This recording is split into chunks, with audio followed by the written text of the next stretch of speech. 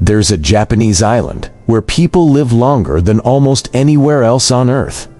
In Okinawa. It's not uncommon to find 100-year-olds tending their gardens, teaching martial arts, or running small businesses. When researchers asked them the secret to their longevity, many pointed to a single concept, ikigai. But here's what nobody tells you. The Western world has completely misunderstood what ikigai actually means. We've turned it into a productivity hack, a career framework, a Venn diagram to optimize your LinkedIn profile.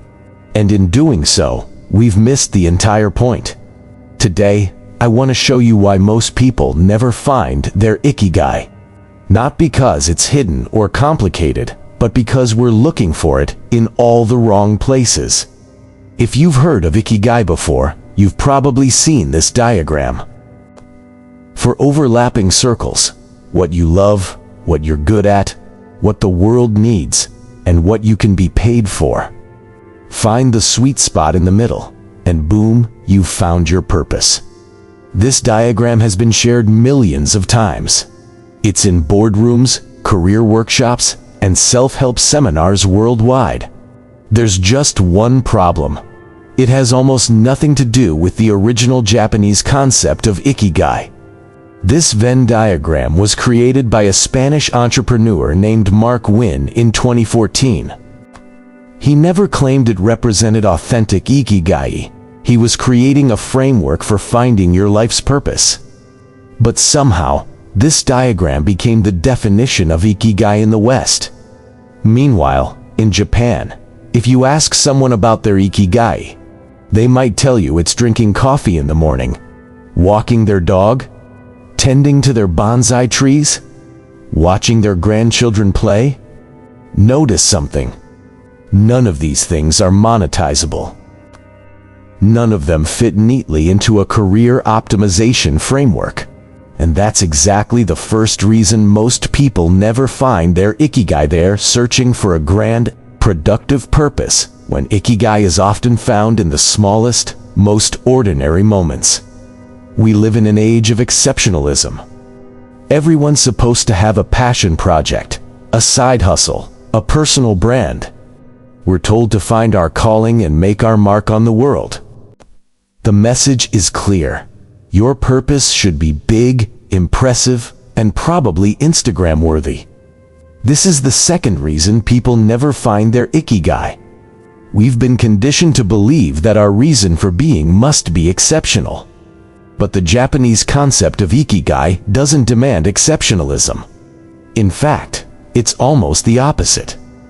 Ikigai is deeply personal and often completely ordinary. Dr. Akihiro Hasegawa, a clinical psychologist who has studied ikigai for decades, explains that ikigai can be as simple as the feeling you get when you bite into a perfectly ripe piece of fruit. It's the satisfaction of completing a puzzle, the joy of making someone laugh. One study of elderly Japanese people found their ikigai included things like tending my vegetable garden, teaching my grandson to fish, and keeping my house clean. Nothing world-changing. Nothing that would impress anyone at a networking event. Here's the uncomfortable truth. Your ikigai doesn't have to change the world. It doesn't have to solve climate change or cure diseases. It doesn't even have to be your job. Your reason for being can be small, private, and entirely unremarkable to everyone except you. And for many people raised in achievement-oriented cultures, that's a devastating realization. Because it means all that pressure to be exceptional? It might be the very thing preventing you from finding meaning. The third reason people never find their ikigai is that they're looking for one thing. The thing. Their singular purpose that will define their entire existence. But ikigai doesn't work that way. In Japanese, the word ikigai is made up of iki life and gai value or worth. It's closer to the things that make life worth living, plural. Not a single purpose, but multiple sources of meaning woven throughout your days. A retired school teacher in Okinawa might have several ikigai: her morning walk along the beach, her weekly gathering with childhood friends, teaching English to neighborhood children twice a week, and perfecting her mother's recipe for Goya champaru. None of these alone is her complete purpose. Together, they create a life rich with meaning. This is radically different from the Western obsession with finding your one true calling. Studies show that people in cultures with strong ikigai traditions don't typically organize their identity around a single role. They're not just a lawyer or an entrepreneur. They're a parent, a community member, a gardener, a friend, a student of something that fascinates them all at once. But here's what happens in the West. Someone feels unfulfilled in their career and assumes they've chosen the wrong path entirely. They spend years searching for that one perfect job that will make everything click. Meanwhile, they ignore the genuine sources of meaning already present in their lives, their relationships, their hobbies, their daily rituals, because those things don't feel official enough. Your ikigai isn't a destination you reach. It's not a single achievement that validates your existence. It's the constellation of small things that make you glad to wake up each morning. And the moment you stop demanding it be one grand thing, you might realize it's been there all along. Let me tell you about Jiro, not Jiro Ono, the famous sushi chef from the documentary. Just Jiro, a man I read about in research on Okinawan longevity. He's 96 years old, and his ikigai is sweeping the steps of the local shrine every morning. That's it. Sweeping steps? For most people reading this story in the West, the reaction is immediate. That can't be it. That can't be enough. And that reaction, that instinctive dismissal of the ordinary, is the fourth reason people never find their ikigai. We're afraid of ordinariness. From childhood, we're taught to aspire, achieve, excel. We're asked, what do you want to be when you grow up? Not what small joys do you want to fill your life with. We celebrate extraordinary accomplishments and scroll past the mundane. Our social media feeds are highlight reels of exceptional moments. And we internalize the message: ordinary isn't enough. But here's what the longest-lived people in the world understand. Ordinary moments, repeated with intention and presence, become extraordinary lives. The woman who finds profound satisfaction in baking bread each Sunday isn't settling. The man who lights up when talking about his model train collection isn't lacking ambition. The person whose ikigai is making their elderly neighbor laugh during weekly visits hasn't failed to find their purpose. They've found it in the most human place possible: connection and care. Research consistently shows that the things that contribute most to life satisfaction aren't grand achievements, but daily practices. Meaningful relationships, engaging activities, contributing to something beyond yourself, and feeling competent at things that matter to you.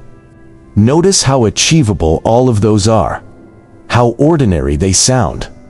The fear of ordinariness keeps people in a constant state of searching for something more impressive, something more worthy of their existence. And in that search, they miss the quiet truth. The ordinary, when embraced fully, becomes sacred. Here's something crucial that the Western Venn diagram completely misses. Ikigai isn't just personalized social. In Okinawa, there's a tradition called moe, small social groups that meet regularly for decades, sometimes for an entire lifetime. These groups provide social support, but they also provide something deeper. A sense of belonging and purpose that comes from being needed by others. When researchers study why Okinawans live so long and stay active into their 90s and 100s, they don't just point to diet or exercise. They point to social connection and the feeling of being useful to others. This is the fifth reason people struggle to find ikigai. They're trying to find it alone. Modern life, especially in Western societies, is increasingly isolating. We work remotely, order groceries online, communicate through screens. We're told to find ourselves through solo journeys of self-discovery. Personal growth is framed as an individual achievement.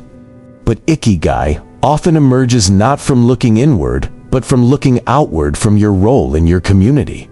From being needed, from contributing to something larger than yourself. The retired man whose ikigai is coaching youth baseball isn't just doing it for himself. His purpose is interwoven with those kids, their parents, the community. The woman whose ikigai is organizing neighborhood cleanups finds meaning in collective action and shared pride.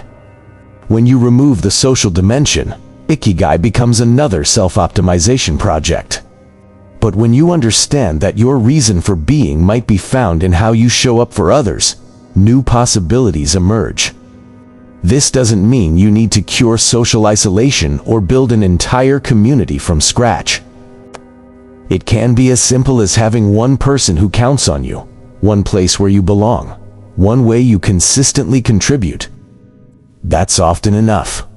There's one more reason people miss their ikigai, and it might be the most important. They're not present enough to notice it. Ikigai isn't something you find through analysis or planning. It's something you notice when you're paying attention to your life as you're living it.